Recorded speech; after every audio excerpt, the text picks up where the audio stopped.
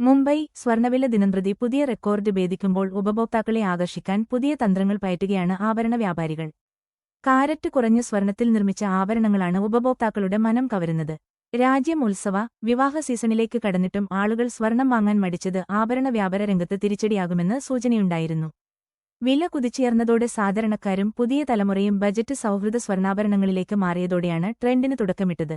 ശനിയാഴ്ച പവന് 84,680 രൂപ തൊട്ട സ്വർണ്ണവില അധികം വൈകാതെ 1 ലക്ഷം കടന്നേക്കുമെന്ന് വിദഗ്ധർ അഭിപ്രായപ്പെടുന്നതിനിടെയാണ് കച്ചവടം തിരിച്ചുപിടിക്കാനുള്ള ജുവല്ലറികളുടെ നീക്കം. 24 കാരറ്റ് എന്നത് 100% ശുദ്ധമായ സ്വർണമാണ്.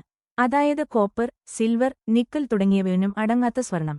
ജുവല്ലറികൾ 22 കാരറ്റ് സ്വർണ്ണാഭരണങ്ങളാണ് സാധാരണ വിൽക്കുന്നത്.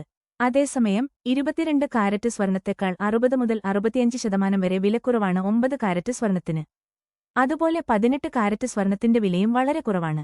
ഉദാഹരണത്തിന് 22 കാരറ്റുള്ള 1 ഗ്രാം സ്വർണത്തിന് 9,300 രൂപയാണ് വിലയെങ്കിൽ 18 കാരറ്റിന് 7,500 മുതൽ 7,600 വരെയും 9 കാരറ്റിന് 3,750 മുതൽ 3,850 വരെയും മാത്രമേ വരൂ.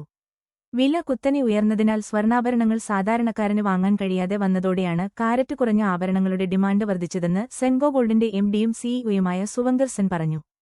ലൈറ്റ് വെയ്റ്റ്, കാരറ്റ് കുറഞ്ഞ സ്വർണ്ണാഭരണങ്ങളുടെ വിൽപ്പനയിൽ ഓരോ വർഷവും വിപണിയിൽ 30% വളർച്ചയാണ് രേഖപ്പെടുത്തുന്നത്. സ്വർണ്ണവില ഉയരുന്നതിനാൽ കഴിഞ്ഞ സാമ്പത്തിക വർഷത്തെ അപേക്ഷിച്ച് ഈ വർഷം 35% വളർച്ച നേടുമെന്നാണ് പ്രതീക്ഷയെന്ന് PNG ജുവല്ലേഴ്സ് ചെയർമാനും എംഡിയുമായ ഡോക്ടർ. സൗരഭ് ഗാഡ്ഗിലും വ്യക്തമാക്കുന്നു.